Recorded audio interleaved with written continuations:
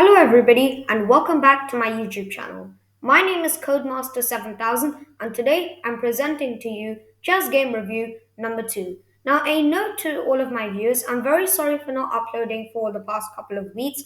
The main reason is because I've been really busy updating my other platforms, such as both of my GitHub accounts and GitHub Gists.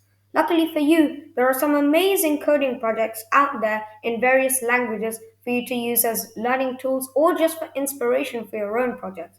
They are extremely useful, especially for beginners and early intermediate programmers, as they can really help you to get a grasp of HTML, CSS, JavaScript, and some Python. So, without further ado, let's get started on today's video topic, which is a chess game review. So, this is a game which I played with the black pieces. It's a 10-minute rapid game as usual, and I've made this video on a game which I've played with the black pieces so that you can learn, especially intermediates, a strong opening repertoire for you to approach the opening with the black pieces. So, in the previous video, I covered e4 with the white pieces. Today, I'll be covering a different opening for the black pieces. So, my opponent starts with e4, and instead of playing e5, I went for c5, which is known as the Sicilian Defense. And I like this the most. It's not the easiest to play though, but once you learn it, it is the best chess opening that exists. I don't like e5 because it allows a lot of attacking chances for white after knight f3, and black is always slightly bit on the back foot. So I like c5, it's the best way to respond to e4, and he plays b4. So the Sicilian defense for black can go in many branches. So knight to f3 is what's known as the open Sicilian, okay? And knight to c3 is what's known as the closed Sicilian. Then you have the sidelines such as a3 and b3, very good sidelines. a3 being the Mangarini variation. And then you have the gambits line. So the gambits line goes with d4, known as the Smith-Morra gambit. We got c takes d4 and queen takes d4. So this is one of the plays to play the Smith-Morra gambit. Sorry, one of the ways. Another way is to play this with c3, and so after d takes c3, then you can capture. But my opponent didn't want to give up any material, and so he took with the queen. Knight to c6, queen e3, and e6. We get bishop to b5, the first slightly significant mistake.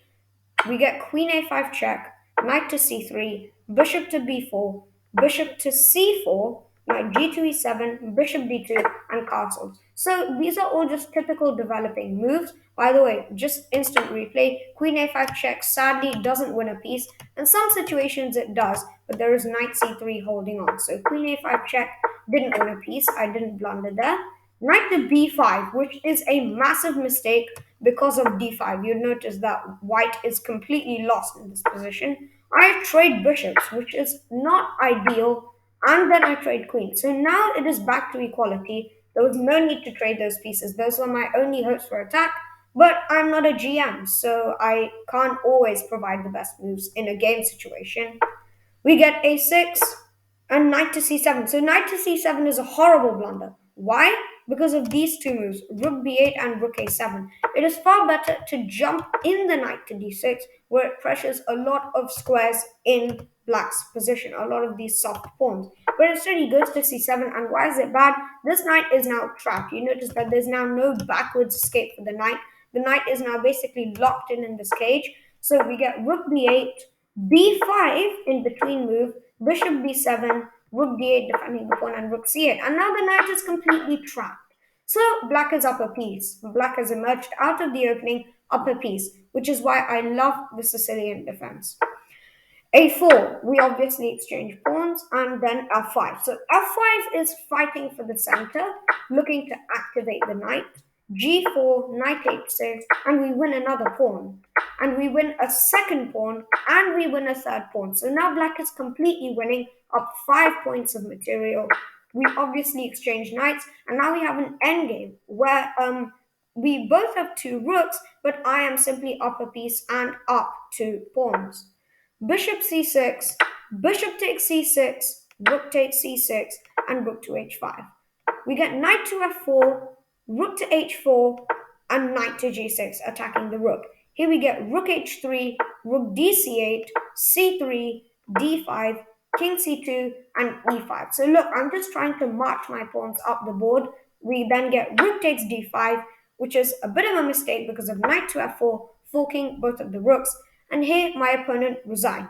But I'm just going to give you a further lesson beyond this game on how to win an endgame like this. So your opponent might try to hold on to the other rook with a move like this, after which you take this rook and your opponent will most likely recapture. Then you start pushing your flank pawns. Your opponent might be like, hey, I don't want you to push these pawns. You can then do this so that the rook is behind the pawn, allowing the pawn to promote. Your opponent might then try to bring in the king, after which you should also bring in your own king. Then he might be like, wait, I need to push my own pawns as well. You continue pushing. He might be bringing his king in, you defend it, okay? He then might be like, hey, I'm going to make a queen. Stop that in his tracks. He might be like, wait, I might want to hang on to this pawn, rook h8, and now it is time to kick the rook out. If b6 takes place, you don't have to keep on chasing this pawn. Your rook is on the back rank, okay? If he queens, then only you take it. You might then start to finally push your own pawns. b7, g4 attacking the rook, and if he queens, you just take it, okay? If he then just pulls back his rook, you carry on marching forward with the pawns. If he then goes rook a1 or rook b1, trying to escort his pawn to the end, you then play rook to h5, okay? If he then tries to escort his pawn with another pawn, you are far closer. If c6, then a very instructive move, king d6, okay? You need to scoop up these pawns. He has no way of defending it. King d3, you take this pawn, and then he has very little hope. After rook c1 check, you take the b7 pawn.